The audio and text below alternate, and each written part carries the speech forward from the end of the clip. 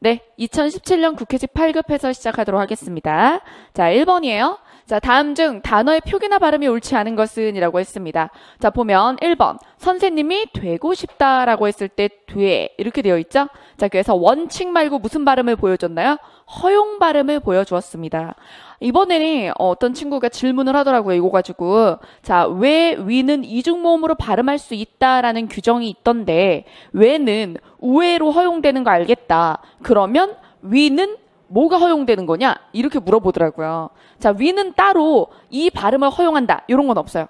다만 우이라고 우 발음하고 이로 넘어가는 입모양의 차이가 명백하다는 걸 얘기하는 거예요. 그래서 왜 발음이나 위 발음이나 원래 한 방에 입 움직이지 말고 해야 되는 단모음이잖아요. 그런데 왜, 그리고 위 이런 식으로 어떤 혀의 위치의 움직임이 이렇게 변화한다는 게 명백하다. 그런 경우를 인정하겠다라고 이야기를 하는 거예요. 자, 그래서 이거는 허용 발음을 보여줬어요. 그 다음에 2번. 자, 티귿이 아니라 티읕이죠. 근데 많이들 헷갈려 해요. 디귿 때문에. 그래서 디귿은 디귿, 티읕은 티읕이다. 자, 그래서 표기로 티읕 그리고 발음할 때 우리 한글 자음의 그 이름에 대해서 연음 법칙의 특이 조항을 적용하잖아요. 자, 그래서 발음을 어떻게 하느냐면 티읕 한 다음에 우리가 이렇게 될 거라고 생각을 하죠. 티읕 한 다음에 이면 원래 연음 법칙에 따르면 어떻게 돼요? 그대로 넘어가잖아요. 티읕티 이렇게 되잖아요. 원래. 근데 대표음이 디귿인 애들은 시옷으로 연음한다. 라는 규정이 있어서 그래서 티읕이라고 하고 티읕을이라고 합니다. 그 대신 긋은 아니죠. 자, 그래서 티읕이 티읕을 시옷으로 연음한다는 건 알아두시고 자, 그 다음에 3번 내 발을 리을 비읍이네요. 자, 리을 비읍은 원래 대표음은 리을이에요. 근데 예외 단어죠. 자, 그래서 리을 비읍에 대해서는 따로 기억해야 될 단어가 2개가 있습니다. 발로 밟는 거랑 널다. 자, 발로 밟는 거는 언제나 밟다, 밟고, 밟지 이런 식으로 항상 비읍이 대표음이고요. 장음이라는 것도 기억을 해야 됩니다. 그리고 안 울림, 된소리 되기도 기억을 해야겠죠? 자, 그 다음에 자 5번 보세요. 5번하고 3번하고 연결해 주세요. 자, 3번, 5번 모두 다 리을 비읍에 대한 거니까요. 그래서 발로 밟을 때에는 무조건 비읍인데 근데 널다 같은 경우는 발로 얘 같은 경우는 언제나 요게 이기지만 널다 같은 경우는 자 기본형일 때는 이렇게 가요. 이렇게 갑니다. 기본형일 때는 리을이 대표음이 돼요. 이런 예외랑 달리 기본을 따른다는 거죠. 근데 합성, 파생어일 때 그럴 땐 어떻게 가요? 넙으로 간다 이거죠. 자, 그래서 넙죽하다, 넙둥글다, 넙적다리 이렇게 됩니다. 자, 그러면 여기 볼까요? 자, 얘 같은 경우는 합성 파생어가 아니죠. 기본형의 활용이죠. 자, 그럴 때에는 기본적으로 리을 대표음으로 가면 돼요. 자, 그 다음에 용언의 어간과 어미에서는 앞이 울려도 그쵸 뒤에 된소리 일어나죠. 자, 그래서 널지 맞습니다. 자, 그 다음에 4번 웬일 할 때 우리가 오해 얘랑 헷갈리는 경우들이 있어요. 근데 요거는 우리 눈으로 이렇게 보게 될 때는 언제뿐이냐면 요 글자밖에 없어요. 왠지. 무엇의 준말이죠 이게? 왜인지. 그쵸. 왜인지의 준말입니다. 이 경우를 빼고는 웬일이야? 웬놈이냐? 웬 사람이냐? 그쵸. 요렇게 얘기를 할 때는 우회죠. 그래서 요게 맞습니다. 그리고 발음할 때 니은첨가 일어나는 거죠. 자, 그 다음에 운동장이 생각보다 넓지. 그래서 정답은 2번. 자, 이제 2번 문제. 국회직답게 아까 전에 우리가 발음 문제도 표기랑 발음을 이렇게 엮어서 냈잖아요. 그러면서 허용도 이렇게 선재다 대고 이번에 얘는 자 이제 외래어 표기인데 외래어 표기에서 우리가 평상시에 이렇게 외우는 범위군이 있잖아요. 그 범위를 살짝 넘어가는 것들이 좀 있어요. 예를 들면 뭐 배지 이런 것들은 다 어떤 교재나 다 들어있어요. 그리고 또 아서 뭐 그리고 커스터드 이런 것 같은 경우는 본 적이 있을 텐데 소울뮤직이나 그죠? 그리고 시칠리아나 이런 건 보고 본 적이 없어서 당황했을 수 있어요. 국회직은 좀 그래요. 근데 여러분들이 만약에 일행직을 준비하는데 불안해서 국회직도 풀어보는 거라면 이런 거 보고 너무 겁먹지 않았으면 좋겠어요. 예, 그래서 국회직은 원래 좀 그죠? 문제가 조금 범위 바깥의 걸 내려고 하는 경향이 있고, 그럼 범위 바깥이라고 했을 때 범위는 어디냐면 우리가 이제 어문규정집이라고 하는 거 있죠. 그래서 공무원 기본서들은 다 그걸 다뤄요. 그래서 어문규정집 안에 있는 것들을 제가 다 다룬 게 어문규정 마스터예요. 근데 그 범위 바깥에서 만약에 나온다 그러면 찾아보면 주로 뭐였냐면 국립국어원 질의응답에 누가 질문을 올린 것들 있죠. 온라인 가나다라고 있단 말이에요.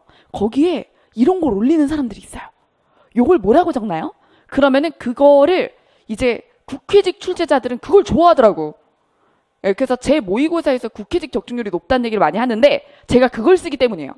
문제를 낼 때 일반적인 범위군에서 한 두세 개 내고 하나 정도 약간 변태선지를 온라인 가나다 쪽 질의응답에서 이거는 국회직이나 기타 직렬 내는 사람들이 좋아하겠다. 조금 이렇게 어디 뭐 맛 좀 봐라 이런 식으로 문제를 내고 싶어하는 출제자들, 좀 심술궂은 그 출제자들이 참고할 만하다. 이런 질의응답을 모아뒀다가 제가 6월에 국립국어원 털기라고 특강을 해요, 매년. 그때는 제가 이제 3년치의 온라인 가나다의 질의응답에 올라왔던 약간 특이한 질문들이지만 의미 있는 것들을 모아서 정리 한번 하거든요. 그러니까 지금 만약에 지방직 준비하면서 이 수업을 듣고 있는 친구들은 국립국어원 털기를 꼭 들으시기 바랍니다. 자, 그래서 여기서 커스터드, 그 다음에 여기서 소울이 아니라 솔. 이거는 만약에 몰랐더라도 우리가 레인보우라고 배웠어요. 레인보우라고 했어요. 레인보우, 윈도우, 윈도, 레인보우, 스노 이거 했죠. 그거랑 마찬가지로 오우 이렇게 쓰지 않는다. 그래서 솔뮤직 이렇게. 자, 그 다음에 3번입니다. 자, 3번은 맞춤법인데 두음법칙과 관련된 맞춤법 선지들이 나왔어요. 자, 1번 가정란이네요. 한자. 자, 이럴 때는 이때 라는 몇 번째 음절로 봐요? 세 번째 음절로. 왜냐하면 언어의 종류가 같죠? 그럴 때는 1음절, 2음절, 3음절로 봐서 여기를 두음 자리로 봅니까? 안 봅니까? 안 봐요. 두음 자리로 보지 않기 때문에 어떻게? 그쵸? 가정란 이렇게 쓰는 거죠. 왜? 두음 법칙 적용받을 곳이 아니니까. 그러니까 리을로 그냥 쓰는 거죠. 원래 란이니까. 근데 이게 예를 들어 어린이 더하기면 얘 어린이는 고유어죠. 그러면 란이 와요? 난이 와요? 네, 난이 오죠. 어린이 난 이렇게 써야 돼. 왜? 여기는 1, 2, 3, 1 또 두음 자리로 보거든. 언어의 종류가 달라졌을 때는 이 결합형에서도 어린이 난 여기를 두음 자리로 본다. 자, 가심난도 마찬가지예요. 왜? 이거 외래어죠? 그쵸? 그래서 언어의 종류가 달라졌으니까. 자, 그 다음에 2번 신락원, 잃어버린 낙원이죠? 자, 이렇게 끊어서 자, 의미상 분명히 나눠 인지되는 합성어나 파생어의 경우에 그런 경우에는 이 자리를 뭘로 본다? 두음의 자리로 봐요. 두음의 자리로. 그러면 락원이에요? 낙원이에요? 낙원이죠. 자, 그 다음에 지방, 자, 뇨. 그쵸? 그래서 우리가 이거를 앞에 쓸 때는 요로 하겠지만, 하지만 하나, 둘, 셋. 세 번째 음절. 한자. 자, 그래서 3음절로 봐서 이 자리에는 두음 법칙 적용을 하지 않고 지방뇨. 요렇게 말합니다. 자, 그 다음에 4번. 봉선이가 이불을 개어 장롱. 자, 여기서 얘도 몇 음절로 보기 때문에, 그쵸? 2음절로 보기 때문에 1음절, 2음절 롱. 자, 그 다음에 자 3번. 고려 말기 조선 초의 문신의 이름이네요. 외자의 이름이죠. 자, 이렇게 외자의 이름일 때는 어떻게 하는 것도 허용하고, 그쵸? 륜도 허용한다. 하지만 이렇게 쓸 수도 있죠. 허용한다라는 거는 그렇게 쓸 수 있다라는 것은 그렇게 써야만 한다는 뜻이 아니에요. 자, 규정을 읽을 때 잘 읽어야 되는데 어떠저떠하게 쓴다는 그렇게만 써야 되는 거야. 근데 어떠저떠하게 쓸 수 있다라는 것은 그것을 용서하겠다는 뜻이에요. 자, 그렇기 때문에 하윤이 원래 원칙이고 하륜을 허용하겠다는 거예요. 근데 우리가 뭘 더 많이 쓰지? 하륜을 더 많이 쓰지. 그쵸? 그리고 우리도 배울 때 어떻게 배워요? 하륜 이게 된다 이렇게 배우니까 하윤이 안 되는 줄 아는 거예요. 하윤이 안 되는 건 아니죠. 왜? 하륜으로 쓸 수 있다라고 한 거니까. 오히려 하윤이 어때요? 뭐에 따른 거? 두음 법칙에 따른 거죠. 자, 그래서 하윤과 하륜 모두 되니 여기서 옳은 것은 정답 5번. 역시 국회직이죠. 그쵸? 자, 그래서 원칙과 허용을 명백히 구분해가지고 알고 있는가를 묻고 있어요. 그래서 국립국어원에서 질의응답한 거를 봐야 될 뿐만 아니라 국회직 준비하면 국회직이 하고 싶은 사람이 많은 만큼 굉장히 문법이나 규정 쪽도 예민하게 공부를 해줘야 돼요. 그래서 제 거 어문규정 마스터 보면 테스트판도 있고 그리고 원칙, 허용 다 나눠서 기억하라고 했죠. 예, 특히나 국회직은 더욱더 그렇습니다. 자, 그 다음에 4번. 자, 4번은 올바른 문장. 다듬기 부분이에요. 자, 그래서 읽어보면서 진행하도록 하겠습니다. 1번. 한편에서는 올림픽의 상업성과. 자, 이런 접속에 조사가 나오거나 하면 네모를 치라고 저는 항상 수업을 하거든요. 올바른 말 다듬기 할 때 병렬 구문은 그죠? 병렬 앞부분과 뒷부분이 어울려야 되는 거잖아요. 그죠? 그리고 묶어서 하나의 서술어를 쓰게 되는 경우도 많기 때문에 그것도 따져봐야 돼요. 그래서 우리가 이렇게 묶여 있다라는 거를 표시하는 거죠. 자, 그래서 한편에서는 올림픽의 상업성과 여성을 상품화한다는 비난이 있지만, 자, 그리고 좀 끊어 읽으세요. 이어진 문장은 좀 길면. 비치발리볼은 이번에도 큰 인기를 누리고 있습니다. 뒷절에 문제가 없죠. 그러면 문제는 앞절이 있었어요. 자, 어떤 부분이 문제였어요? 올림픽의 상업성하고 여성을 상품화한다가 어울려요, 안 어울려요? 두 개가 구조가 같지 않죠? 그렇죠? 자, 어떻게 바꿔야 될까? 올림픽을 상업화하고 여성을 상품화한다는 비난. 그래서 요걸 묶어서 비난을 꾸미도록 요렇게 만들어야겠죠. 자, 그래서 와과를 써서 무리해서 묶지 말고, 자, 어떻게? 이어진 문장을 만들어서 연결 어미를 만들어가지고, 그쵸? 그렇게 해서 부드럽게 이어주는 거죠. 올림픽을 상업화하다. 이렇게 하면 여성을 상품화한다의 한다와 상업화하다의 하다가 호응하게 되는 거예요. 병렬로. 자, 그래서 앞이 명사로 끝나면 뒤도 명사고, 그리고 앞을 동작처럼 뭐뭐하다로 끝났으면 여기도 뭐뭐하다여야 되는 거예요. 자, 그 다음에 2번입니다. 혐오시설인 장례식장의 경우 주변 환경과 미관이 오염될 우려가 높다며 허가를 해주지 않았습니다. 자, 이때 일단 장례식장이 혐오시설인 이유가 환경 오염 때문은 아니에요. 자, 일단 혐오시설인 이유와 환경 오염은 맞지 않고요. 미관을 오염시킨다. 말이 되나요? 자, 여기서 주변 환경과 여기도 네모. 주변 환경과 미관이 오염된다고요? 자, 여러분 환경 오염이라는 말은 의미에 안 어울리고, 그죠? 자, 그 다음에 미관이 오염된다는 더 이상한 말이에요. 미관을 해친다고 하는 거예요.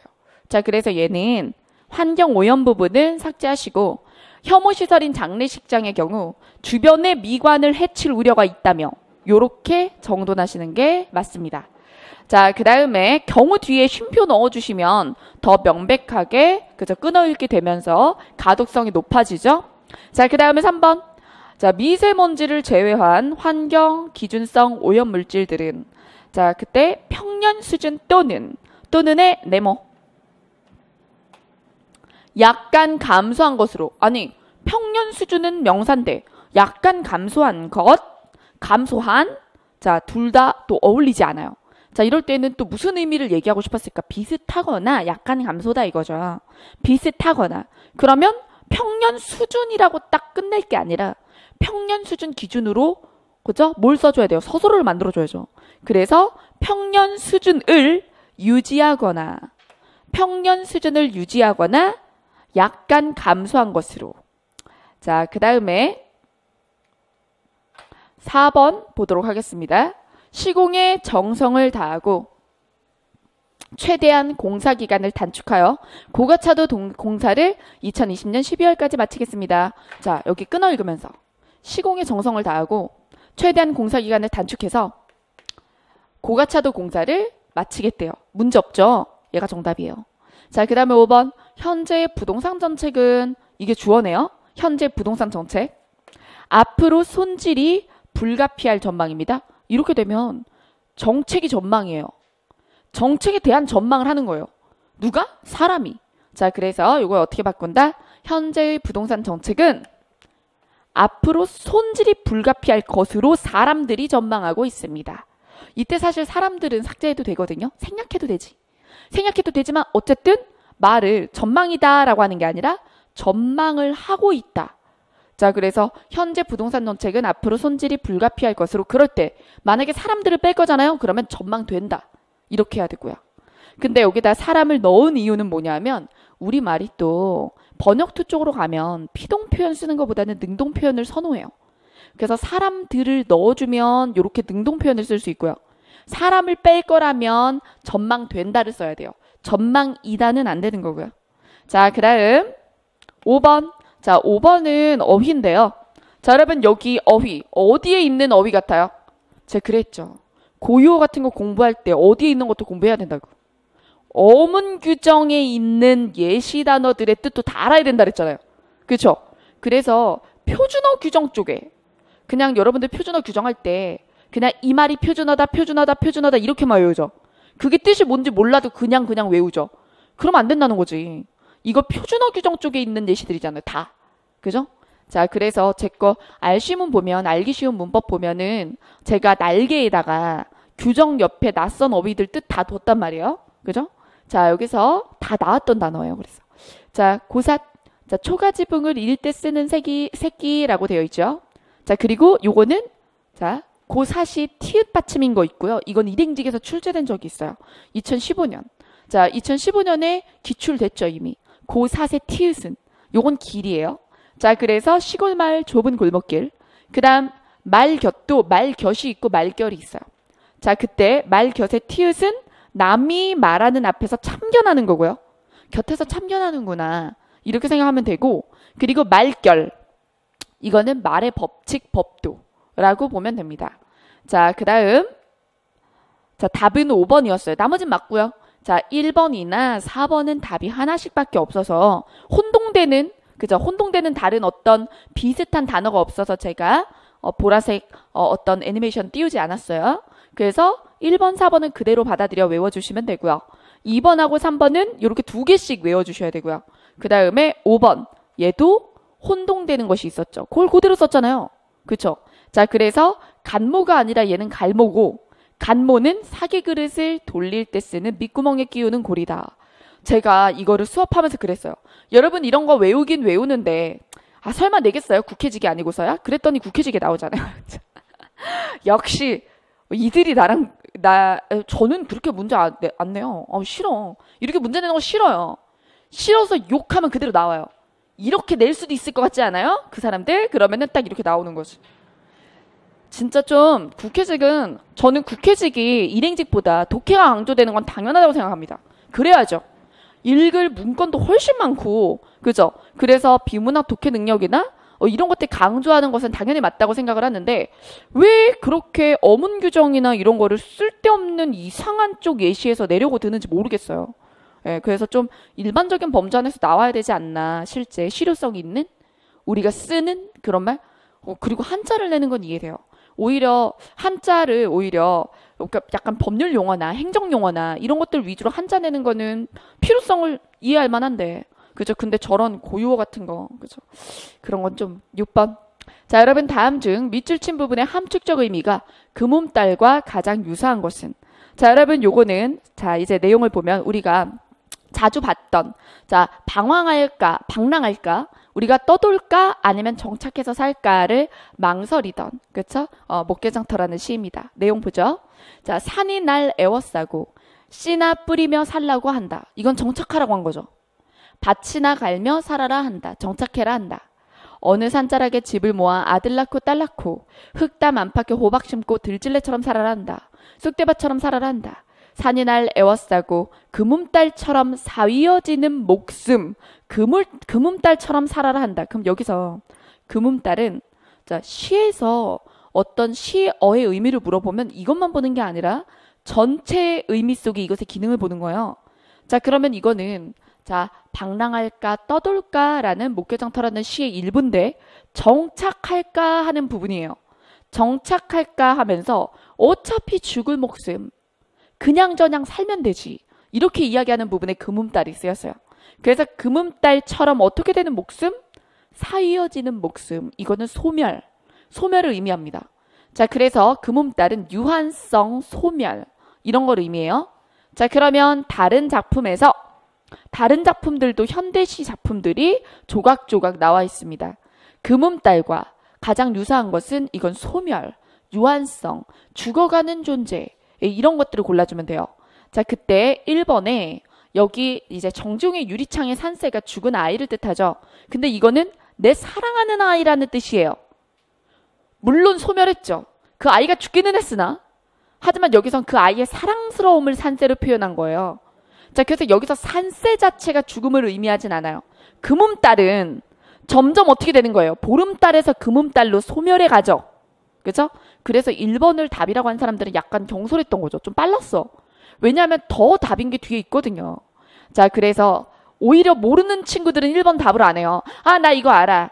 정지용의 죽은 아이. 이렇게 하면서 죽은 아이니까 죽음 해서 1번을 고른 거지. 근데 그거는 이미 죽은 아이고 금음달처럼 살아라 그러면 죽어가는 사람. 자, 그래서 여기서 나 하늘로 돌아가리라 귀천.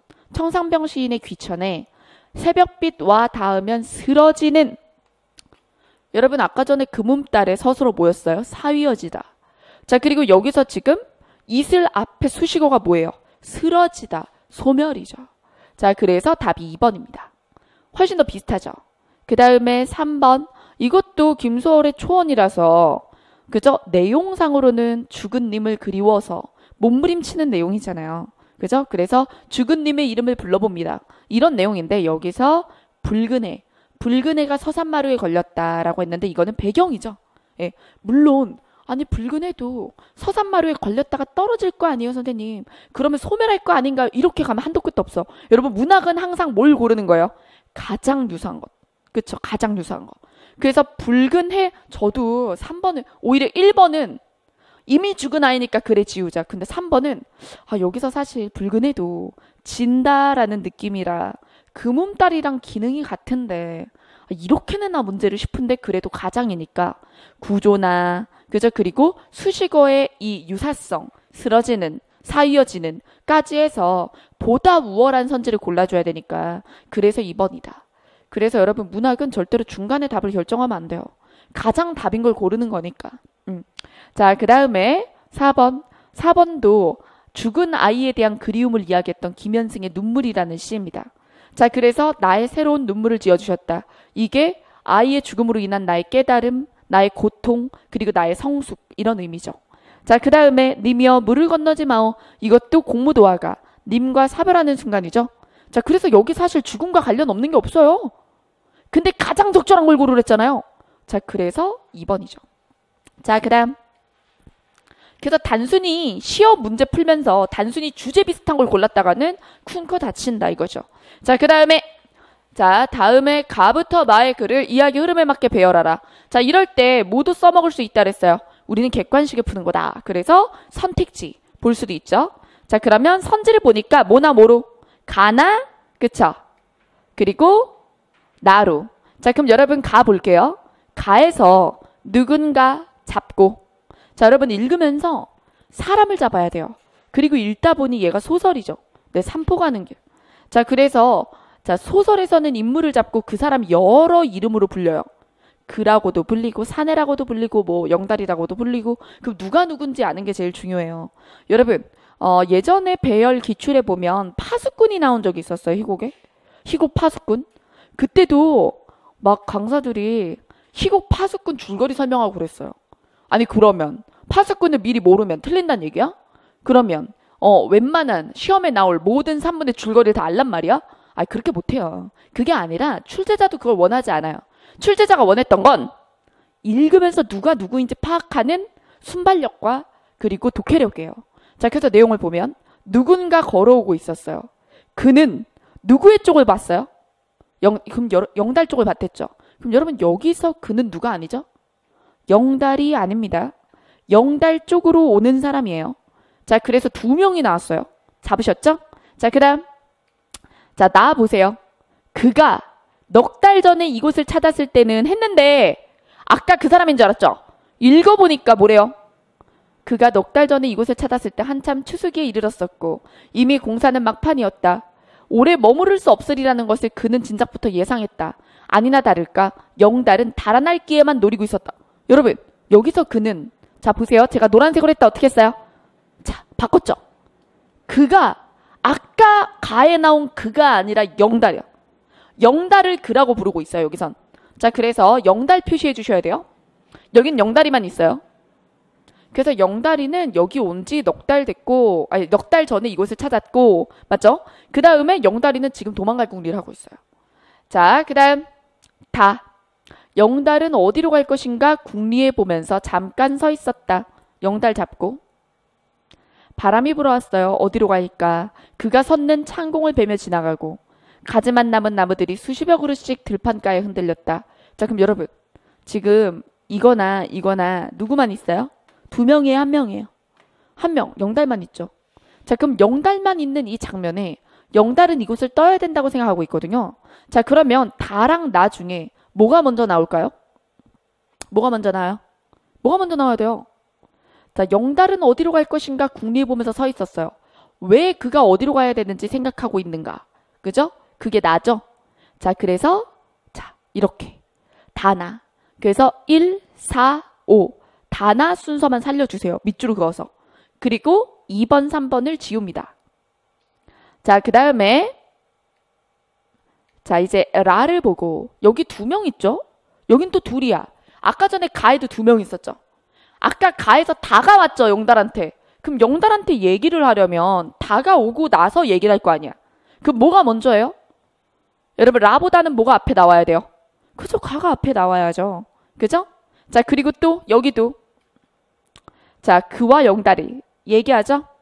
자, 그리고 내용을 보니까 천가라는 사람이 아내를 때리고 있더라. 이렇게 얘기하죠. 그러면서 여기서 뭐래요? 아까 좋은 구경했어. 그래서 천가의 아내와 영달이 뭔가 관련이 있다는 걸 알 수 있습니다. 그렇죠? 자, 그래서 여기서 이 대화를 보고 라와 마의 순서에서 뭐가 먼저인지는 알 수 있죠. 아까 좋은 구경했시다. 마누라를 엄청 패던데. 그쵸?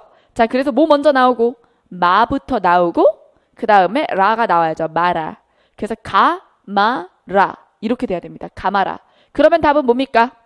네, 여기서 가마라가 앞에 있는 것도 있고 가마라가 뒤에 있는 것도 있는데 자, 영달이 어디로 갈까 할 때 그 사람이 다가오는 거잖아요. 그러니까 영달이 혼자 있는 거 먼저 그 다음에 둘이 이야기를 하게 되는 거죠. 그래서 답은 4번 요렇게. 자, 여러분 이게 무슨 작품을 미리 알아야 되는 거예요. 여러분 이게 만약에 이 산보 가는 길을 미리 알면 풀었겠습니까? 못 풀어요. 이거는 당시에 보고 문학이 만약에 배열로 나오면 사람 잡기 하셔야 되는 거예요. 자, 그 다음 8번입니다. 자, 8번에는 자, 요건 독립신문 창간사. 그래서 제가 고전지문과 고전문법이라는 무료 특강에서 고대국어, 중세국어, 근대국어, 교과서 예시 문제들, 교과서 지문들 다 독해해드렸거든요. 무료 특강에서. 거기서 마지막 시간에 나왔던 근대국어에서 현대국어로 넘어갈 때 그래서 현대국어, 그래서 독립신문 창간사 그 부분이에요.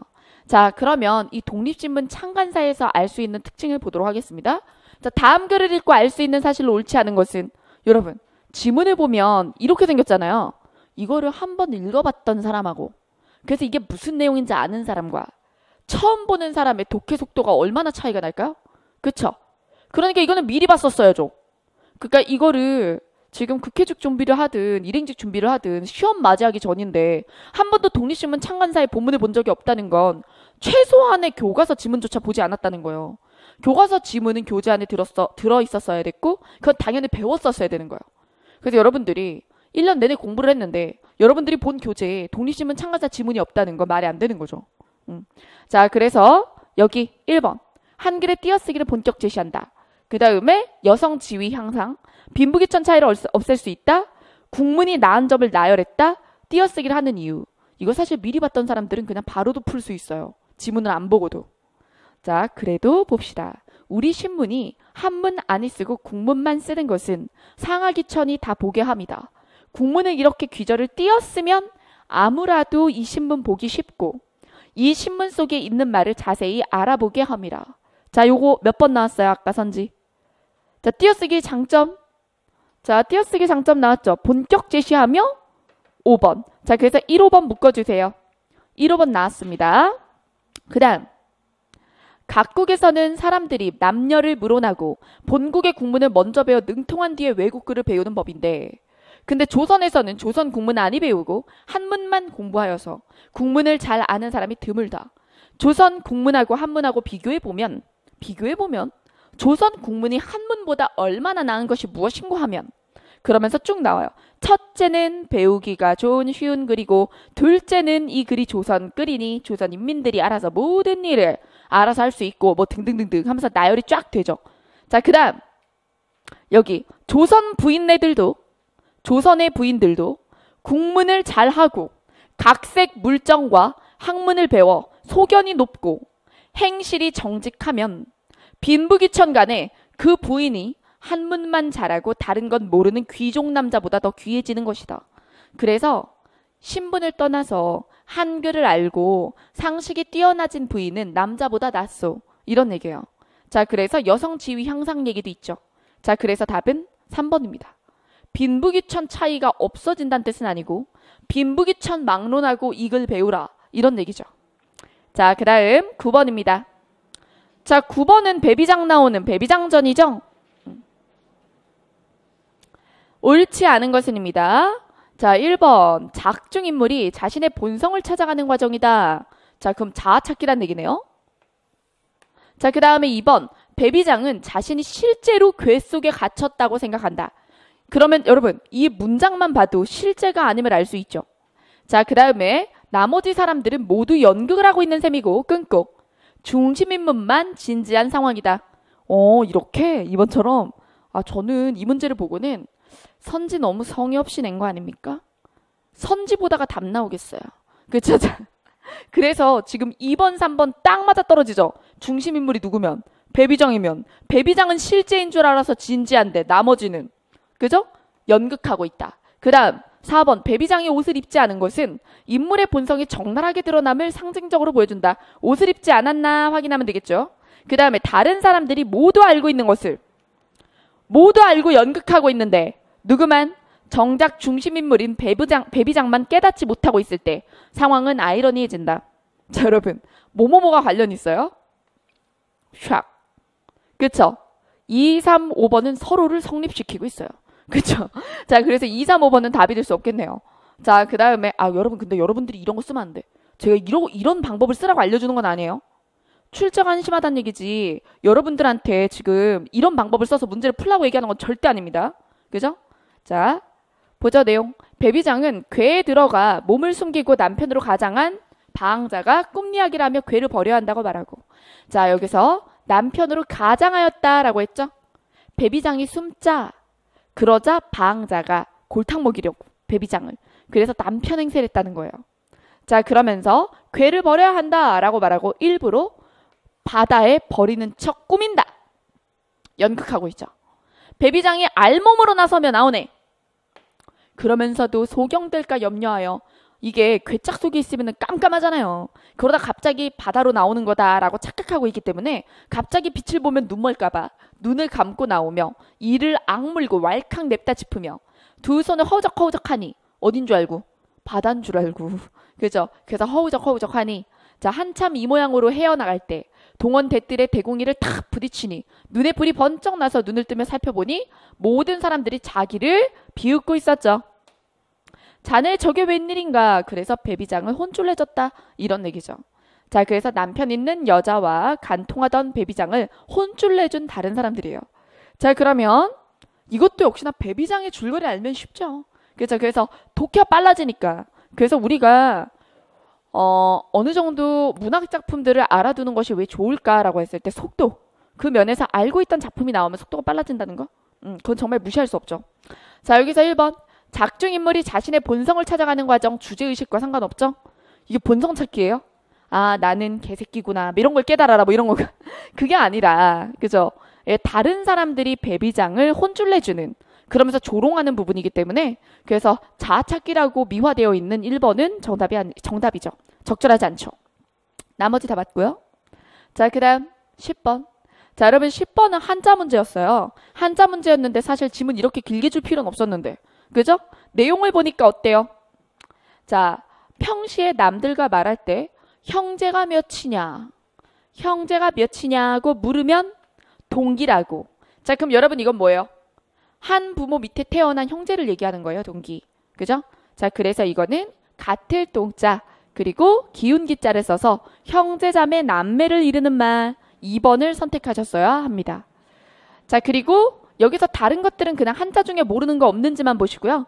그리고 3번은 어휘적인 의미가 존재하니까 꼭 봐두세요.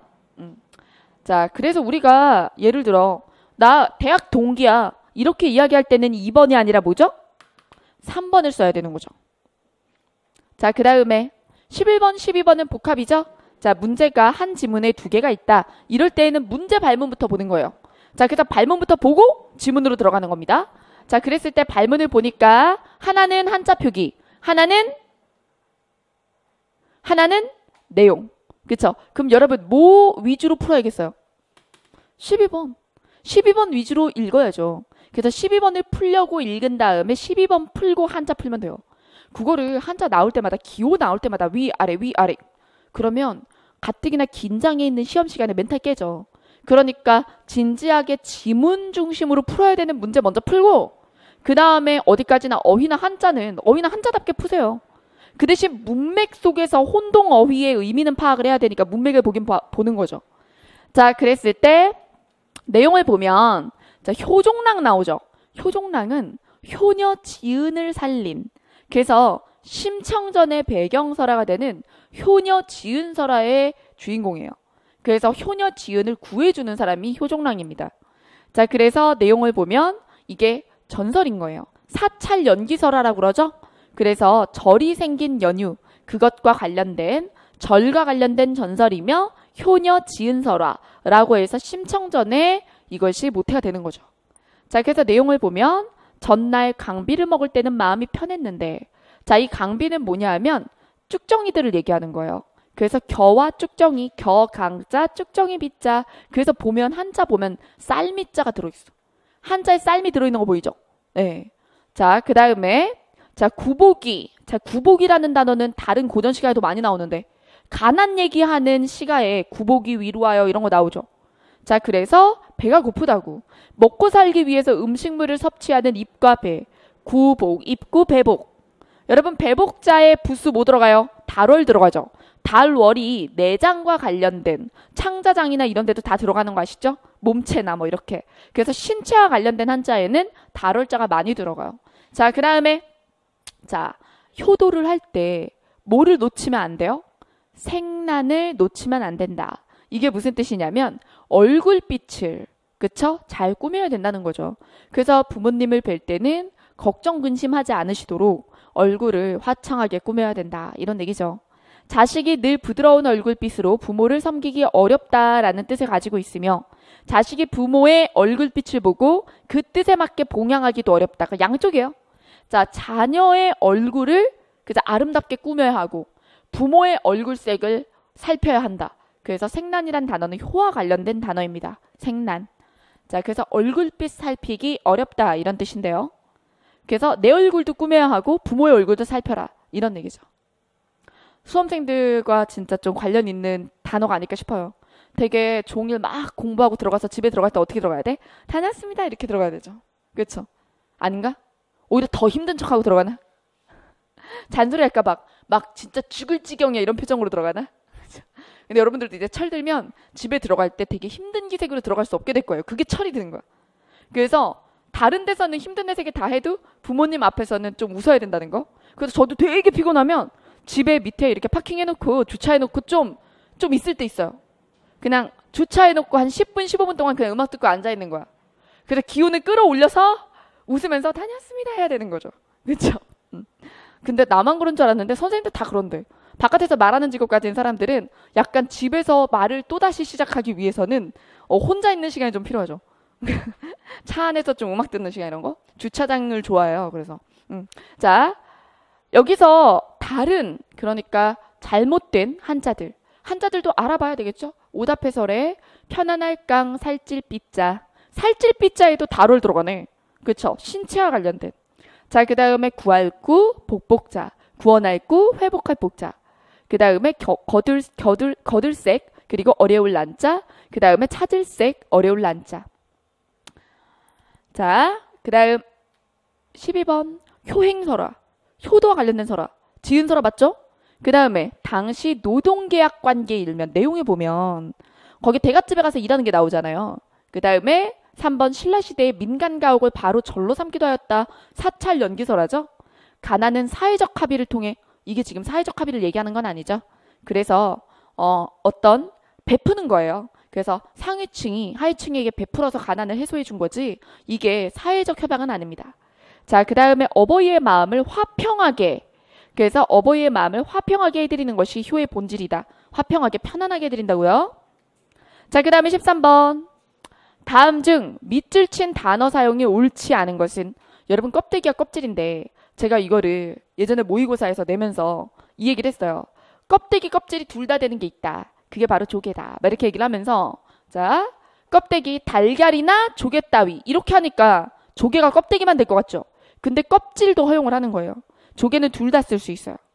자 그래서 달걀 껍데기 맞고 굴도 조개류니까 껍데기고 그 다음에 조개 껍질도 허용.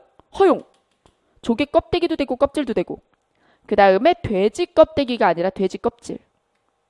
자 근데 우리는 고깃집에 가면 다 돼지 껍데기라고 돼 있잖아요. 아 돼지 껍딱이라고 안 하는 게 어디야. 그쵸? 이게 돼지 껍질 주세요 라고 해야겠네요. 그쵸? 뭔가 약간 그쵸? 기분이 그렇지만 자 그래서 나무 껍질 맞고요. 그죠?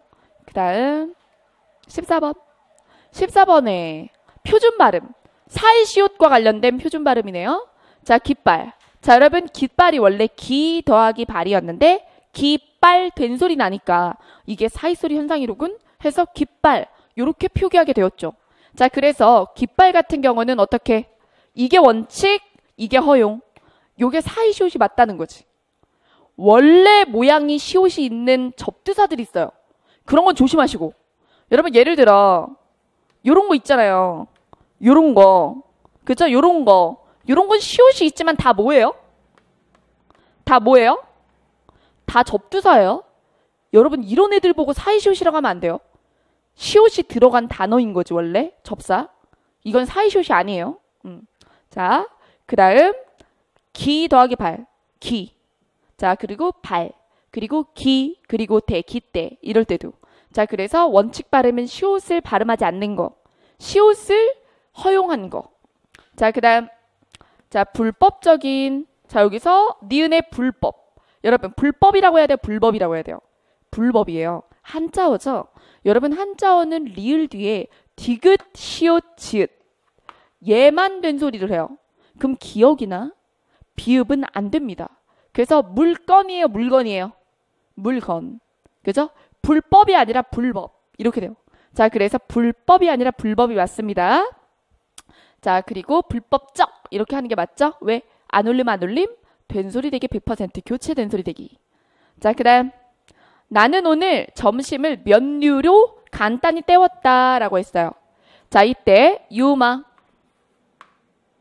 자 그 다음에 도매금은 도매로 파는 가격을 말한다 라고 했습니다.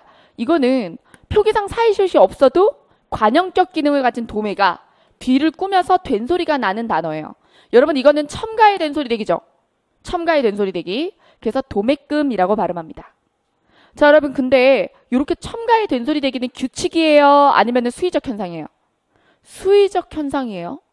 근데 항상 이렇게 수의적 현상이라고 말을 해도 얘가 이렇게 되면 얘는 왜 안 돼요? 이렇게 물어보는 사람들이 나와요. 그래서 첨가의 된소리 되기는 단어마다 케이스 바이 케이스이기 때문에 외워야 돼. 아시겠죠? 기본적으로. 자 그 다음 준법 테두리 안에서 시위를 한다면 공권력. 근데 공은 장음이 아니에요. 공권력은 유마의 예외 단어에 들어가죠. 한자어이며 삼음절이며 2+1의 구성을 가진 단어들에는 유마의 예외가 있죠. 그래서 공권력이 아니라 공권력으로 오히려 리을이 되는 게 아니라 니은으로 빨려 들어오는 유마의 예외 단어입니다. 자 그래서 정답은 1번. 자 그래서 기억, 니은, 그리고 디귿. 자 그래서 장음 빼고 그리고 도매금. 그 다음에 15번. 15번의 표준어 규정이네요. 표준어 규정에서 이 자리를 빌리다죠. 빌어는 용서 빌어예요. 용서를 빌 때만 빌다, 빌어 이거고요. 빌리다를 쓰셔야죠. 그죠?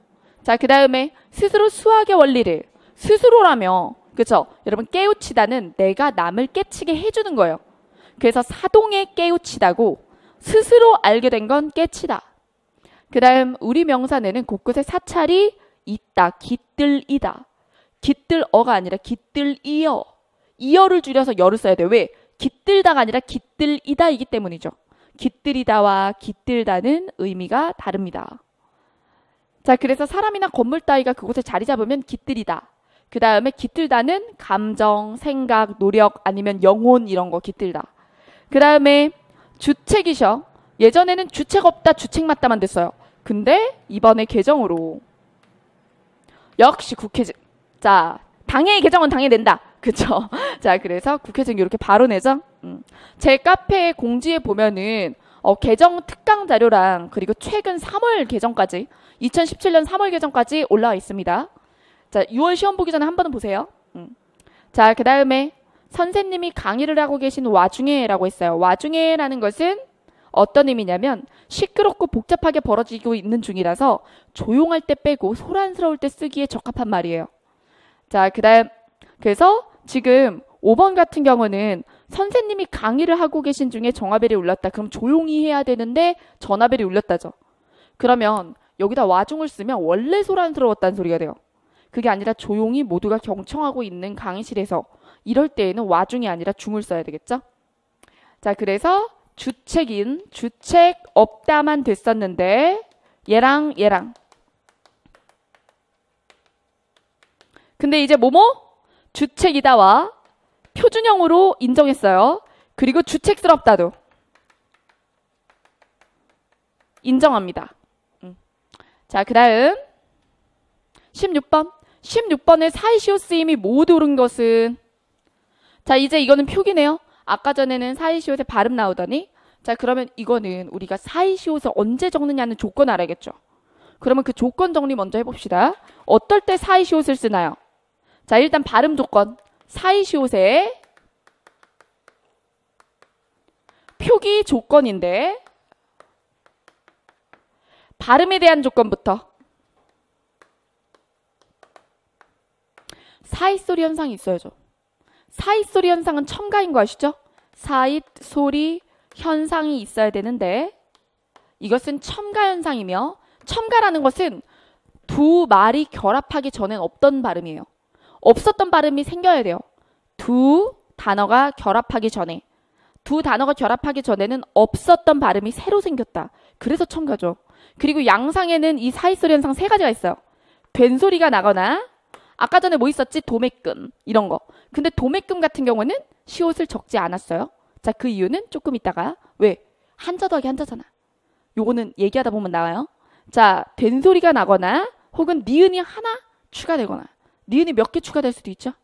니은이 2개 추가될 수도 있어요. 그래서 사잇소리 현상이 일어났고 여러분 엔드 조건이에요. 1번이자 1번이나 2번이 아니라 1번이면서 뒷말에 된 소리나 거센 소리가 오면 안 돼요. 뒷말은 그죠? 된 소리나 거센 소리 앞이 아니어야 돼. 그 다음에 사이시옷 적는 자리에 받침이 없었어야죠. 앞말에 받침이 없어야 시옷 자리가 확보되겠죠? 시옷 자리가 비어 있었어야 돼. 자, 이게 발음의 조건이라면 발음의 조건, 형태적인 조건은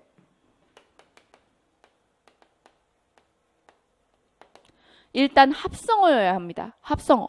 파생어는 안 돼요. 단위로도 안 돼요. 합성어. 합성어였어야 되고 자, 그 다음에 두 번째 고유어와 한자의 결합이거나 고유어와 고유어의 결합만 돼요. 그래서 고유어와 고유어의 결합이거나 고유어와 한자어 이렇게나 한자가 앞이어도 돼요. 이 이야기는 뭐는 안 된다는 소리죠. 한자 더하기 한자는 안 된다는 얘기지. 한자 더하기 한자 안 되고 자, 외래어 더하기 고유어든 그쵸? 뭐 외래어 더하기 한자어든 이런 것도 안 돼요. 다른 구성 안 돼. 이 세 가지 구성 안에 하나여야 돼. 자, 그래야 사이시옷을 쓸 수 있어요. 자, 그러면 자, 돌아와 볼게요. 자, 이제 1번부터 진행해 보겠습니다. 아, 요것도 한자 더하기 한자는 안 되는데 6개 예외죠. 그렇죠? 한자 더하기 한자에 6개 예외도 따로 외워주셔야 돼요. 어떻게 외우라 그랬어요? 간 들어가는 거 3개. 그렇죠? 자, 그 다음에 수와 관련된 거 2개. 그 다음에 새빵으로 이렇게 넣으라고 그랬죠. 자, 이런 걸 몰라서 왜 안 부르지? 그럼 찾아봐. 그쵸? 지금 그것도 모르면 아예 이 규정을 다시 읽어야 되거든? 30항이에요. 한결 맞춤법. 알았죠? 자, 그 다음에 자, 그래서 안 불러줄 거예요. 자, 1번 가게집. 그래서 가게집은 가게 더하기 집. 발음할 때 어떻게 돼요? 가게집. 집. 된 소리 나죠? 자, 그 다음에 수락관. 수락관 같은 경우는 요거는 사이시옷을 넣지 않는다. 그 다음에 공깃밥. 요건 넣어야죠. 공깃밥. 그 다음에 자, 4번에 장미과. 여러분 이거 한자 더하기 한자잖아. 그 다음에 답. 자, 여기서 개수라고 했죠. 여러분 여기서 시옷을 넣고 싶어 하는 경우가 많아요. 개수 아니에요? 이런 경우 많은데 숫자와 횟수는 시옷이 들어가지만 개수는 안 돼. 개수는 한자 더하기 한자고 6개 안에 못 들어가기 때문에 개수라고 쓰셔야지 개수라고 쓸 수 없어요. 자, 귀갓길, 귀가하다, 길이 고유어잖아요. 귀갓길. 그 다음에 사사일, 시래기국, 노잣돈 이런 것들은 시옷이 다 들어갈 수 있죠. 자, 왜? 고유어가 들어있잖아요. 자, 그 다음에 7번. 자, 띄어쓰기. 띄어쓰기는 평이하게 나왔어요. 그래도 1번. 그 녀석 고마워하기는커녕 할 때 는커녕. 여러분 는커녕은 왜 길어서 어색해요? 고마워하다. 여러분 고마워하다도 한 단어예요. 그리고 고마워 띄우고 하다 아니고 고마워하기 는커녕을 다 붙여야 돼. 그리고 는커녕이 조사예요. 자, 그래서 다 붙이고 아른채도 중요해요. 아른채라는 명사로 등재돼 있거든요. 자, 그래서 원래 친한 척이라고 생각하시면 돼요. 아른채. 알은채. 자, 그 다음에 2번 집채만한 파도가 몰려온다. 여러분 이거를 혹시 보조용언 만하다랑 헷갈려서 얘가 옳다고 생각한 모양인데 보조용언 만하다는 앞에 용언의 관형사용이 나와야 돼요. 근데 앞에 집채죠. 이게 용언의 관형사용이에요? 채언이에요? 채언이죠. 여러분 채언 뒤에는 보조용언 만하다가 올 수 없죠. 그러니까 이거를 집채 띄우고 만하다라고 쓰면 안 되지. 그쵸? 채언 뒤에는 조사만이 들어왔겠죠. 자, 그래서 어떻게? 집채 이렇게 써야 돼. 집채만 하다. 와, 파도가 집채만 하다. 이렇게 할 때 이렇게 쓴다고. 그러면 이거에 집채만 한 파도. 이렇게. 하다를 관형사형으로 해서 집채만 한 파도. 이렇게 가야지. 그죠? 그 다음에 3번. 한 번은 내 거리에서 큰 사고 낼 뻔했다. 여러분 여기서 한 번은 1회의 뜻이 아니라 그땐 이런 뜻이죠. 자, 이렇게 어떤 관용적 의미가 재탄생했을 때 그럴 때는 붙였어야 되는 한 번이죠. 자, 그래서 지난 어느 때의 기회 이럴 때 한 번은 붙이고 내거리 있잖아요. 이 내거리도 사거리도 되고 내거리도 되는데 붙여 쓰는 말입니다. 자, 그 다음에 명사 등재됐어요. 내거리. 보잘것없는 보잘것없다의 네모. 보잘것없다도 합성 등재되었습니다. 합성 등재된 형용사 이거 품사 나올 수도 있죠. 자, 그 다음에 김양의 할머니는 자, 특정인을 이야기하는 김양할 때 양, 군, 씨 이런 특정인일 때에는 어떻게 한다? 띄어 쓴다. 그래서 의존명사 양, 그 다음에 안동권 씨라고 할 때는 그 성을 가진 모든 사람이 집단이죠. 자, 그럴 때 씨는 접사예요. 자, 그래서 여기서는 이건 의존명사, 그 다음에 요건 접사. 그래서 권 씨는 붙여 쓰는 거예요. 그래서 김양 띄어 쓰는 거 맞고 얘를 붙여야지. 안동 권 씨 할 때 권 씨 붙여주세요. 근데 이것도 우리 옆집 권 씨 그럼 어떻게 돼요? 우리 옆집 권 씨는 한 명이죠. 그럴 때는 어떻게 해야 돼요? 씨를 띄어 써야 돼요. 자, 그래서 옆집 권 씨 띄고 이유진 씨 띄고 특정인 뒤에 나오는 씨는 의존명사 그리고 저렇게 집단을 의미할 땐 접사. 자, 그 다음 18번 한자입니다. 자, 여기서 한자 표기가 옳지 않은 것은 이때 쌀퇴. 여러분 쌀퇴 한자 생긴 거 볼까요? 흑토 보이시죠? 그 다음에 쌀적자 벼화 보이시나요? 별을 쌓는다. 이렇게. 자, 그 다음에 파문, 물결파, 무늬문, 물결파의 물수 보이죠? 자, 그 다음에 여러분 여기 지금 기함이라고 써있어요. 기함. 기함이라고 써있어요. 기염을 써야죠. 그래서 기염이라고 해서 염은 불화자. 불화를 앞에다 씁니다. 자, 그 다음에 4번 소탕하였다. 쓸소, 방탕할탕. 그 다음에 애로, 좁을 애, 길로. 애로사항이 있다. 이럴 때는 그쵸? 적자는 애로가 있다. 고통이 있다는 거죠. 길이 좁아요. 그럼 고통스럽죠? 자, 그 다음 19번. 19번에 다음 글의 내용을 가장 적절하게 요약한 것은 이라고 했습니다. 여러분 요약할 때 펜터치 어떻게 나오나 한번 볼까요? 짠, 이렇게. 민주국가는 쫙 맨 앞문장을 읽으면서 바로 쳤으면 그거는 말이 안 되지. 한 문단을 읽고 치는 거죠. 한 문단을 다 읽어보니 중심 문장이 첫 문장이더라. 그래서 첫 문장의 밑줄 긋고 접속 부사는 읽으면서 문장과 문장 간의 파워를 그래서 따져야 되기 때문에 뾰족가로가 되어 있는 거죠.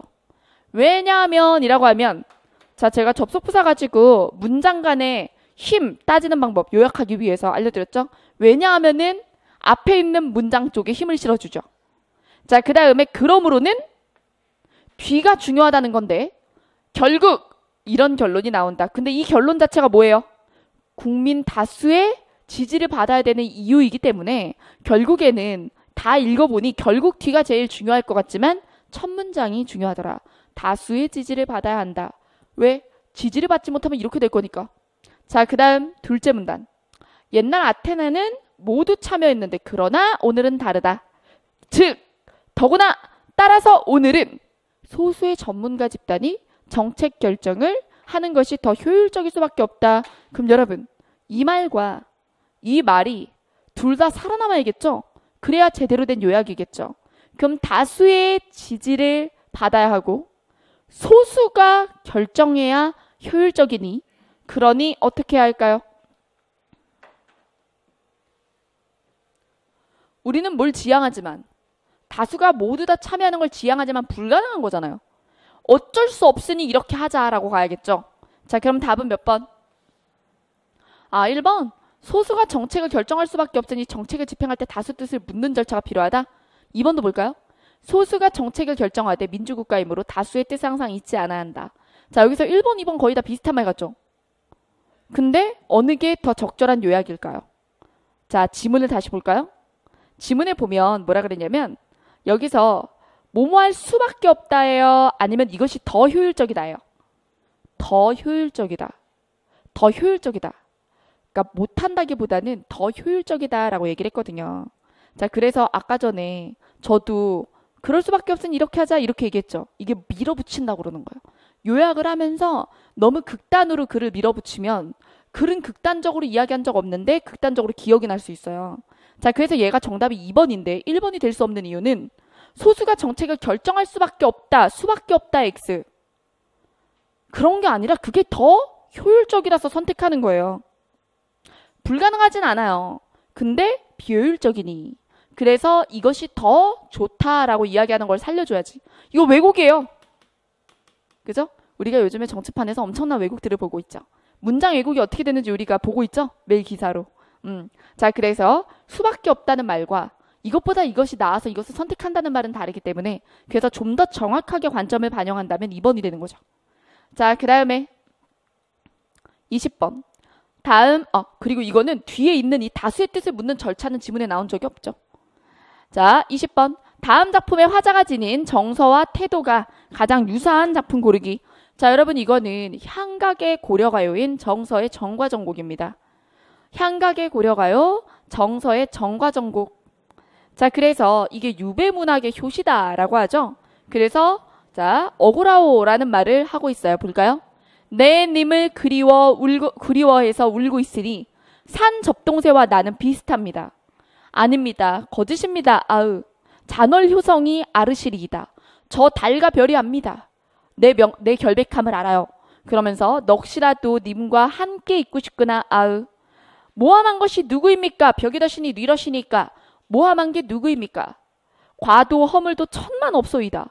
말일 뿐입니다. 슬프구나. 님이 나를 하마 잊으셨는가? 벌써 잊으셨는가? 아소니마 다시 돌아와 날 사랑해 주소서. 괴오소서. 괴다 사랑하다. 여러분 제가 무료 특강의 고전 지문과 고전 문법이라는 부분에서 고시조 특강을 한 적 있어요. 3강. 무료 특강에. 그 3강의 고시조 제가 90 몇 개 정도를 하는데 거기에 보면 웬만한 소설어들이 다 나와요. 여기서 언급된 그리워, 이스타요이다. 또 뭐 있을까요? 사르뿐디어, 하마 그런 거, 괴오쇼셔 이런 단어들을 다 배우게 되어 있어요. 그래서 만약에 정과정을 처음 본다 하더라도 웬만큼 읽을 수 있다는 거지. 아 되게 뭔가 억울해하는구나. 그리고 다시 사랑해달라고 하고 있네? 이렇게. 물론 정과정 알았어요. 그래서 이거는 이런 거 어디서 듣느냐 그러면 우월한 독해라고 교과서 문학작품 정리하는 강좌 있어요. 제 거. 거기서 이제 시대 순으로 고전 작품 정리할 때 정과정곡에 그쵸? 이 내용이 교과서 수록작에 들어가 있죠. 자, 그래서 이 작품 자체를 공부했든지 아니면 처음 보더라도 독해할 수 있든지 둘 중 하나 하면 되는 거예요. 자, 내용을 봅시다. 1번 월산대군의 시조인데요. 추강에 밤이 드니 물결이 차고 낚시 들이치나 고기가 물지 아니하고 그렇다고 괴로운 건 아니야.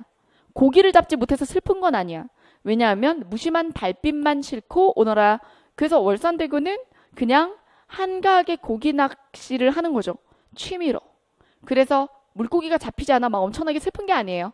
그래서 이거는 그냥 풍류입니다. 오히려. 그래서 유유자적 풍류를 즐기고 있는 거예요. 자, 그 다음에 2번. 내일이 망령된 줄 내가 몰랐겠는가. 이 마음 어리석었던 것도 어리다. 옛날에 어리석었다는 뜻인 거 아시죠? 이 마음 어리석었던 것도 님을 위했기 때문이네. 아무가 아무리 일러도 님이 생각해 보소서. 누가 뭐라고 해도 님이 좀 생각해 보세요. 라는 윤선도의 견해요. 억울하고. 자, 그래서 이거 유배지에서 쓴 노래죠. 자, 그 다음에 천만리 머나먼 길에 고운님 여의고 내 마음 둘 곳 없어 냇가에 앉아있으니 저 물도 내 마음과 같아서 울며 흐르는구나.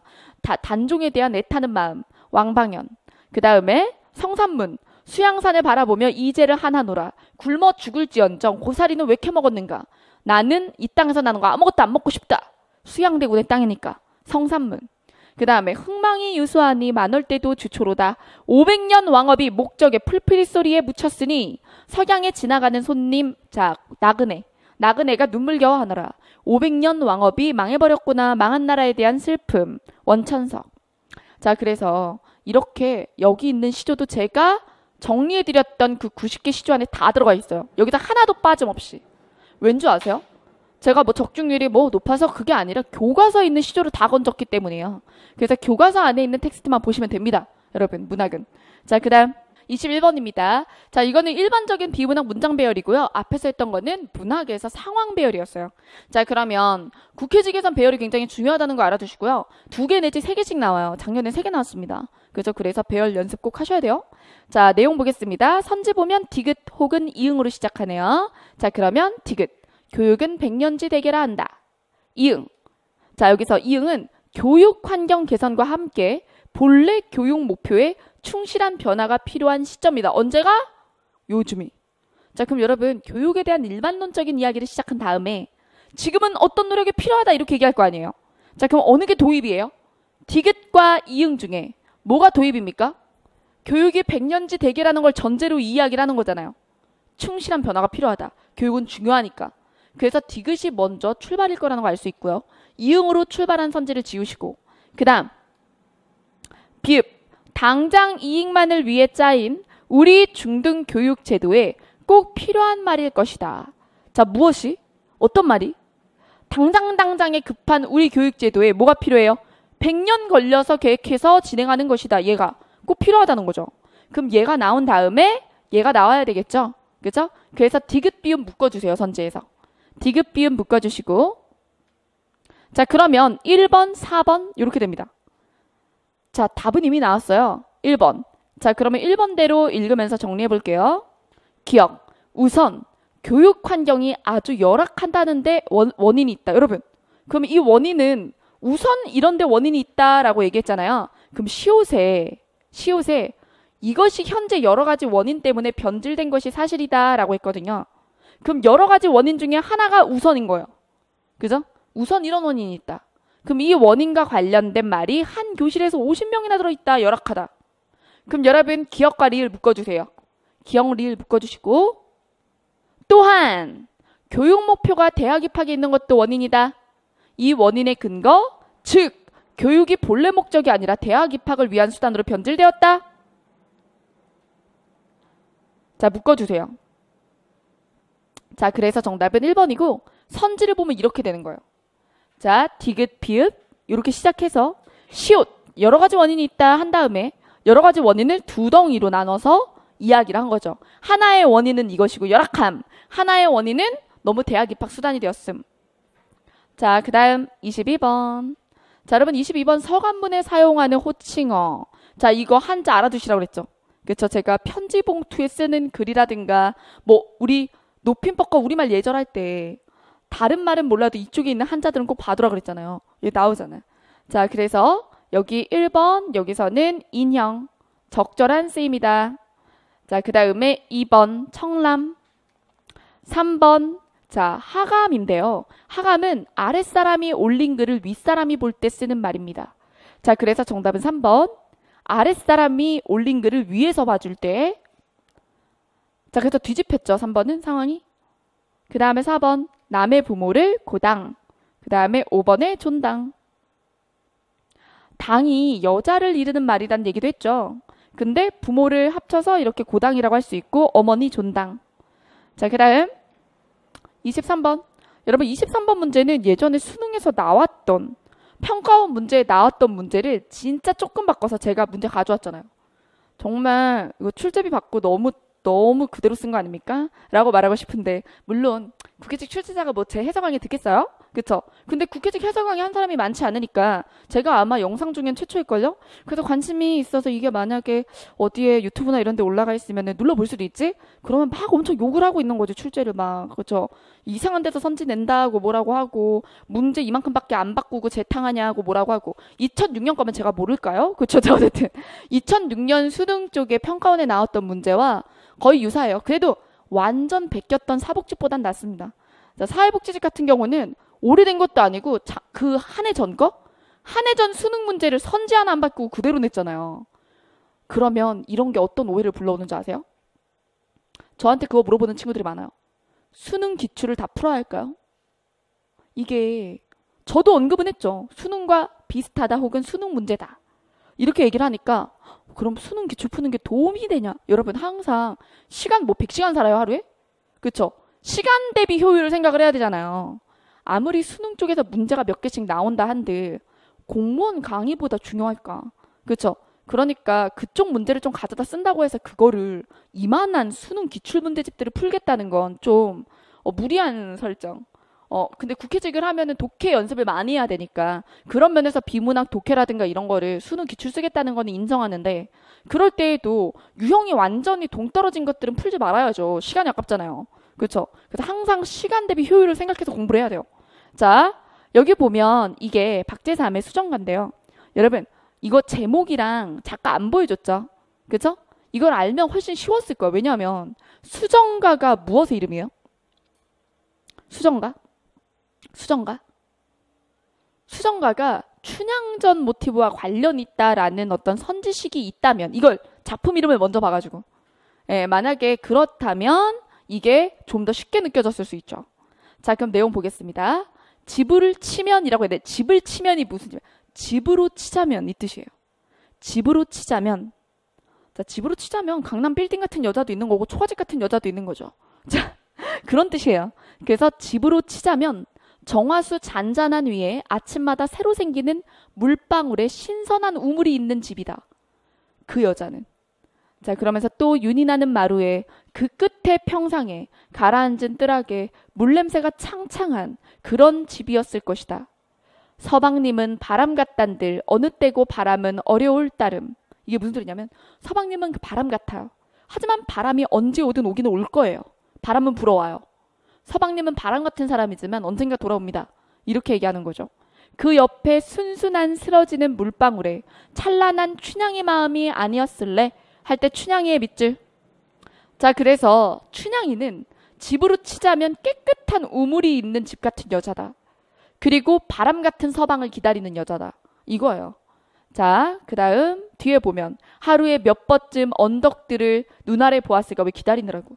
그러면 그때마다 일렁여 오는 푸른 그리움에 어울려 흐느껴 물살 짖는 어깨. 그래서 춘향이는 언덕 아래를 보면서 울었다고요. 서방을 기다리면서. 자, 진실로 우리가 받들 산신령은 그 어디 있을까마는 산과 언덕들의 말리 같은 물살 굽어보는 춘향은 바람에 어울린 수정빛 임자가 아니었을까? 수정빛 마음, 순수한 사랑의 임자였다. 이런 뜻이죠. 자, 그래서 춘향전에 나오는 춘향이를 모티브 삼아서 차용에 와서 춘향이의 사랑이 순수한 우물 같은 사랑이었다라고 이야기하고 있는 거죠. 자, 그러면 기억의 물방울과 니은의 물방울. 자, 기억. 그럼 뭐겠어요? 순수한 사랑. 답이죠. 3번으로 답 나오죠, 그냥. 그쵸? 그리고 슬픔과 눈밀의 그리움. 자, 그럼 제가 예전 기출 보여드릴게요. 자, 이게 2006년 대비, 2016은 아니고, 거의 10년 되긴 했네. 그럼 낼 수 있는 건가? 자, 어쨌든 2006년 대비 9월 수능 평가 문제. 제가 6월, 9월 수능 정도 다 외우고 있거든요. 93년부터. 예, 그래서 똑같이 문제 나오면 바로 봅니다. 예, 바로 알아보죠. 근데 몇 년도인지 몰라서 몇 개, 2005야? 2004야? 막 이러면서 좀 뒤지긴 했어요. 자, 그래서 여러분 문제 똑같죠? 여기서 정답이, 자, 순수한 사랑, 순수한 사랑. 기억의 순수한 사랑으로, 이렇게. 자, 이렇게. 자, 2번, 5번에 뒷부분으로 결정이 났어요.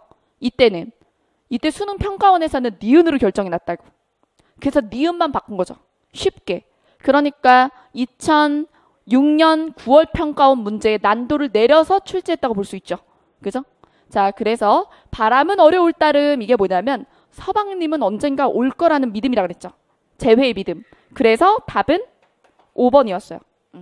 자, 그 다음 24번입니다.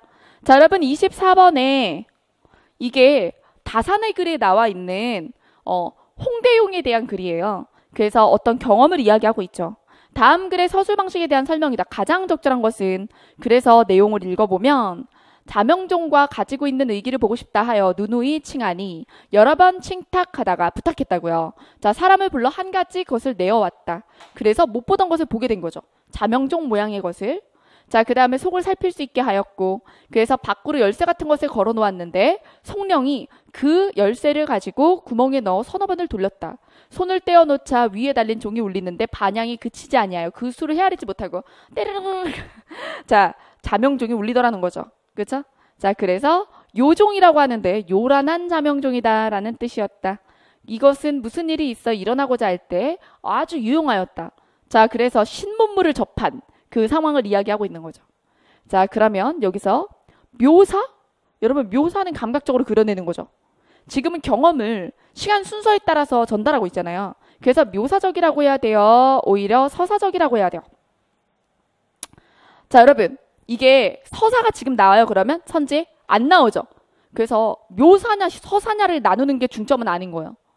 그래서 이거를 이건 묘사 아닌데 내가 아는 묘사는 그림처럼 그려야 되는데 라고 생각해서 고민하다 시간을 보낸 사람들이 있거든요. 자, 여기서 보면 지금 묘사 설명의 글쓰기 방식이다 그랬는데 이 말이 서사가 아니라는 건 아니야. 서사성이 있는 글도 묘사가 들어갈 수 있어요.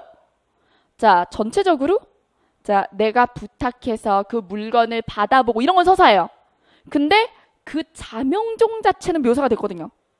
그죠? 시각적으로 그리고 청각적으로. 자, 그래서 시청각적으로 사물을 묘사했단 말이에요. 자, 그래서 선생님 이거 묘사 아니라 서사 아니에요? 이러면 안 돼. 서사가 있다고 묘사가 아닌 건 아니에요. 자, 똑같은 질문을 하기 뻔하거든요. 지금 이 문제는. 그래서 묘사와 설명의 글쓰기 방식이 혼용되고 있다. 자, 그리고 논증은 아니죠. 뭔가 주장하는 글은 아니고 경험을 전달하는 거니까. 그래서 오히려 논증 땡, 그리고 분석은 아니고, 자, 분석은 요소별로 나눠서 얘기해야 되죠. 근데 그 종에 대해서 겉모습은 얘기했지만 이것이 어떤 기계장치인지 다 요소별로 분석한 건 아니죠. 자, 그 다음에 비교 아니고. 그래서 답은 5번. 자, 그 다음 25번. 25번은 어휘 문제였어요. 자, 두파산입니다. 근데 뭐 작품을 미리 아는 게 유리할 건 없고요. 다만 제 거 저절로 어휘한자 보면 교과서에 들어있는 작품들 중에 고유어를 많이 가지고 있는 작품들의 고유어들, 교과서 날개 있는 고유어들을 퀴즈로 정리해 놓은 게 있어요. 그런 것들을 좀 보시면 이런 정도의 단어들은 다 봤던 단어일 거예요. 되게 특이한 단어는 없거든요. 아퀴나, 수작이나, 괴란적다나, 그리고 역성. 뭐 명토는 아마 보신 적 없을 수도 있는데 나머지는 재규제에도 다 있고 기출에도 나온 적이 있는 단어들이라서. 자, 그러면 옳지 않은 것 괴란쩍습니다. 괴란쩍다라는 말은 자, 얼굴이 붉어지도록 부끄럽다. 부끄럽다는 뜻이고요. 지금 내키지 않아 꺼림칙하다라는 것은 자, 뜨악하다. 자, 그래서 여러분 나머지는 알아두시고 사실 명토라는 단어가 제일 낯설었겠지만 얘가 답이 아니잖아요. 그래서 사실은 일행직 같은 거 할 때는 굉장히 희귀한 문제, 희귀한 선지보다는 일반적으로 공부 범위 안에 있는 게 정답이니까 국회집 보고 너무 걱정하진 않았으면 좋겠습니다. 네, 고생하셨습니다.